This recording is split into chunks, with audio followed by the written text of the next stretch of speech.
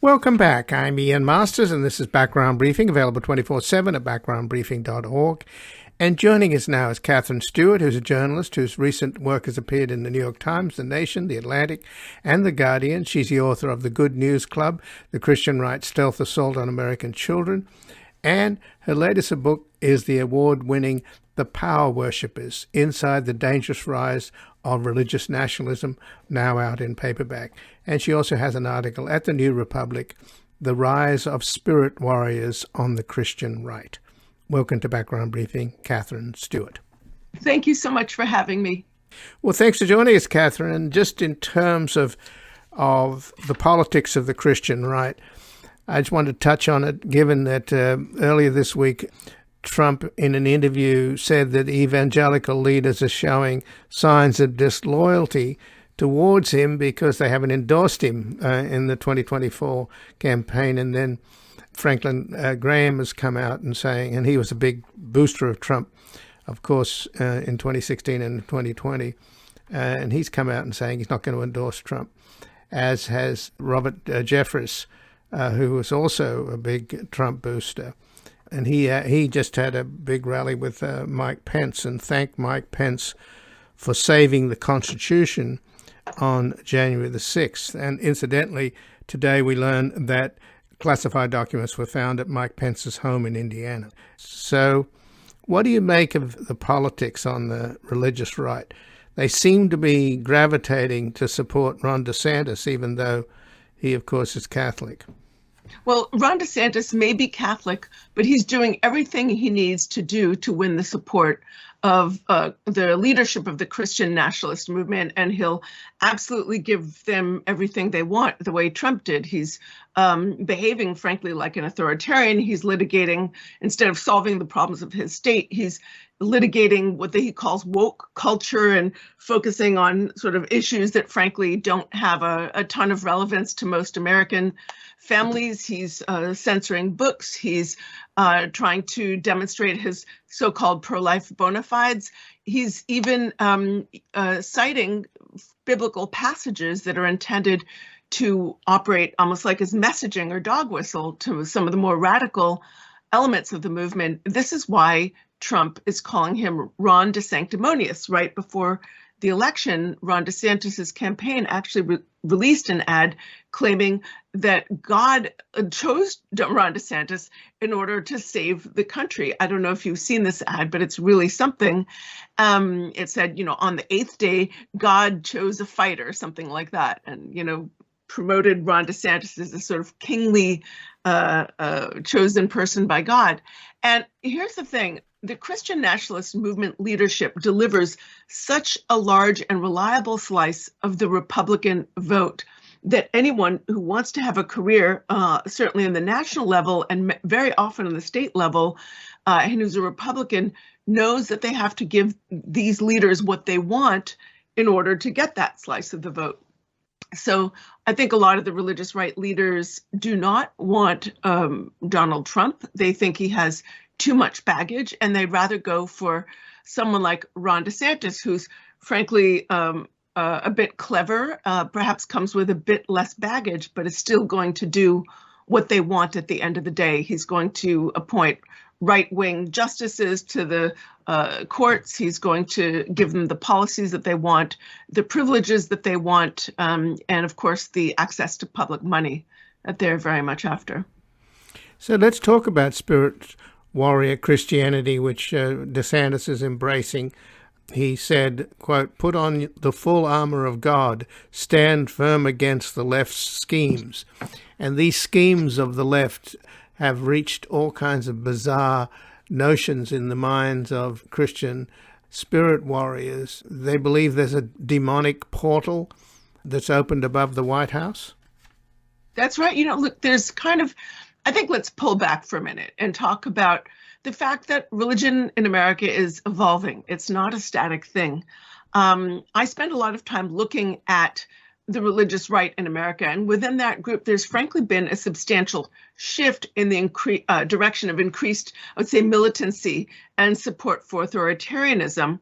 And some of the new religious movements, such as right-wing Pentecostalism and neo-charismatic movements, are completely identified with this militancy and support for authoritarianism.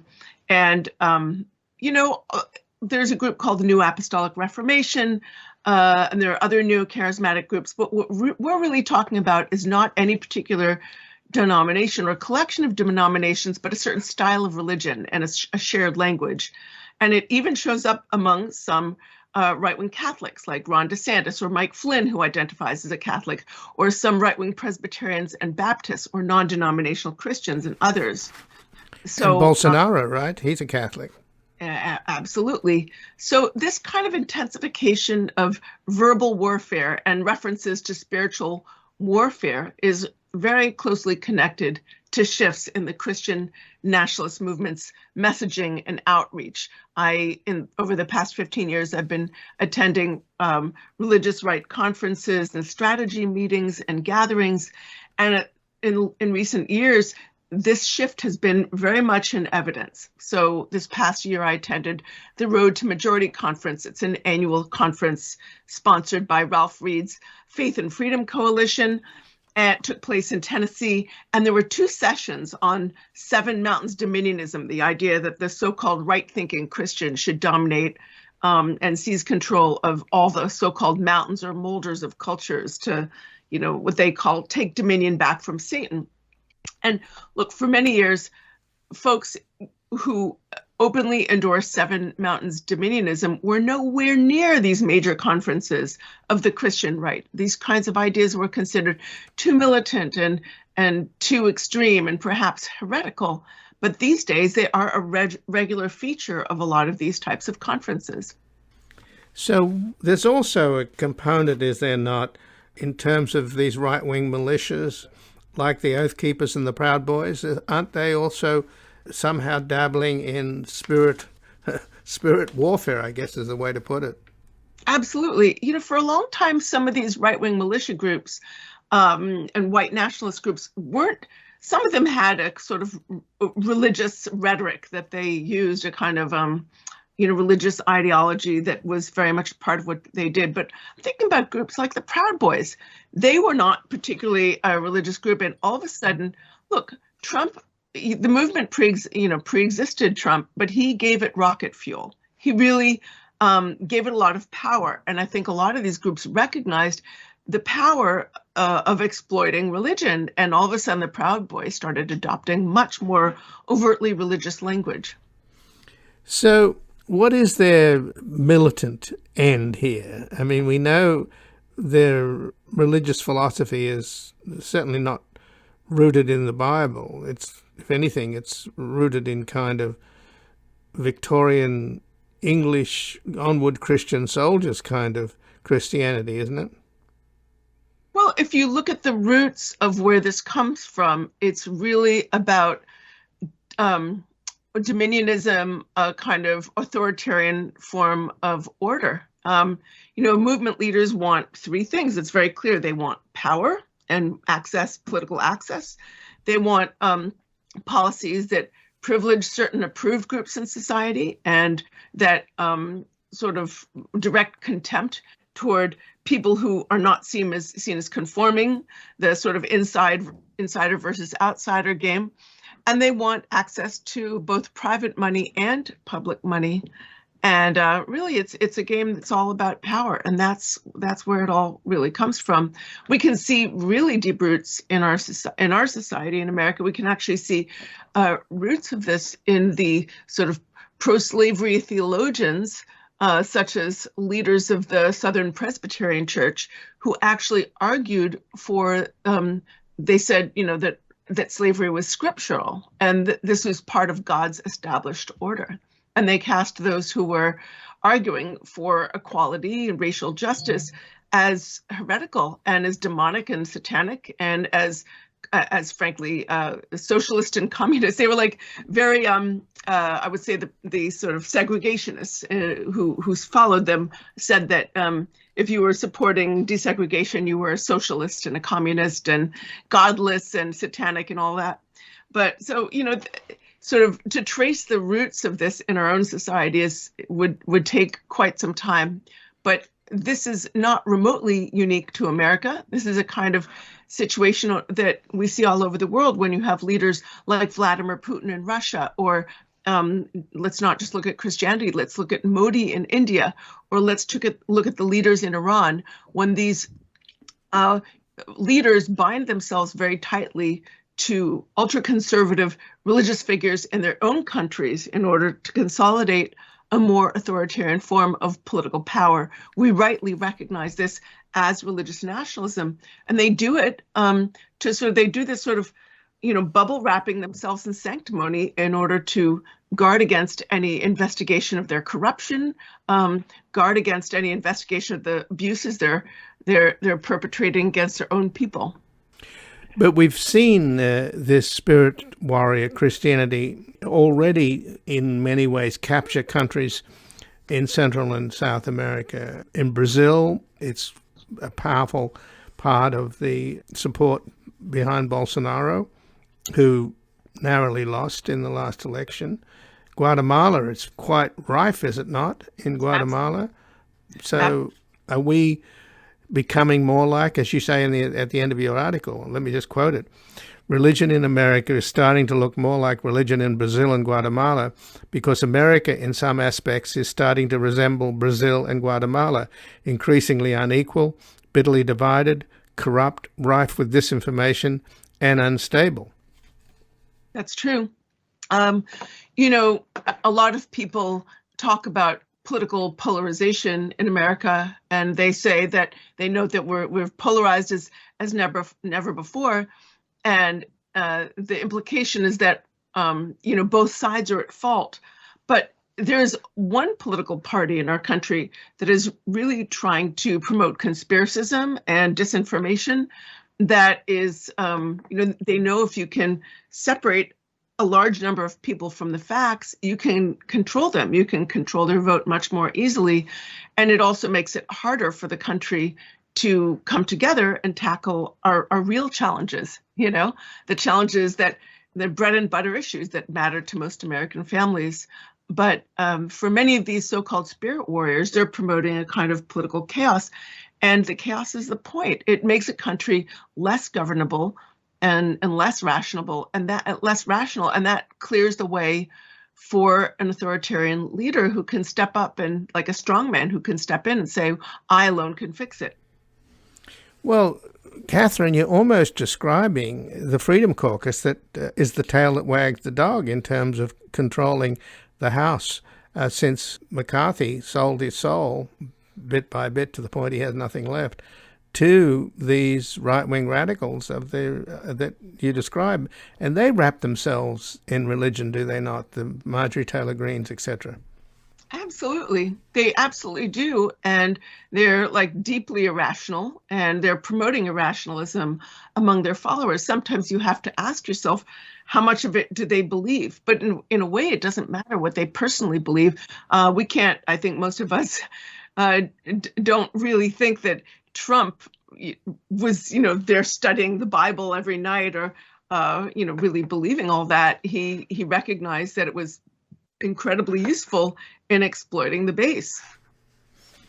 But it has a kind of QAnon feel to it when they talk about demonic portals opening above the White House. I mean, that's a bit like this idea that the Democratic Party are all drinking babies' blood and are pedophiles. I mean, it's about as loony as that, isn't it?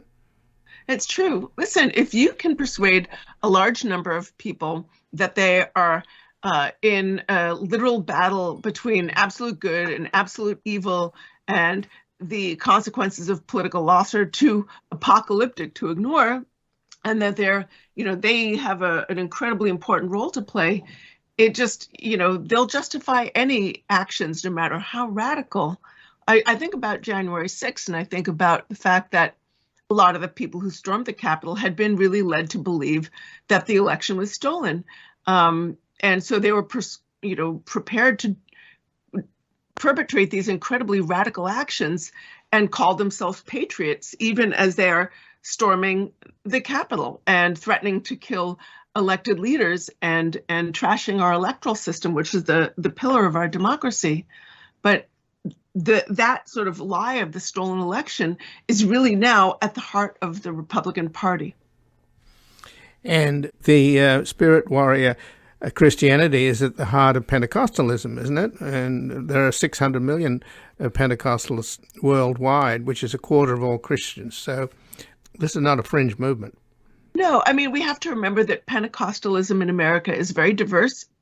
And there are large numbers, for instance, of Black Pentecostal churches that are very much committed to equality, racial justice, and a sort of ethos of the common good. But this type of irrationalism, like not everyone caught up in the fervor for spirit warrior types of religion comes down on the same side of the political aisle. But the style of religion is ripe for political exploitation, mainly from the right, because it's a way of sort of directing a lot of people's sort of anxieties about their lives and telling them that they alone they have an incredibly important role to play. But then this sort of religious entrepreneurs sort of seize upon that and have used it to draw people into these sort of radical right movements. Well, Katherine Stewart, I thank you so much for joining us here today. Great to speak with you, as always.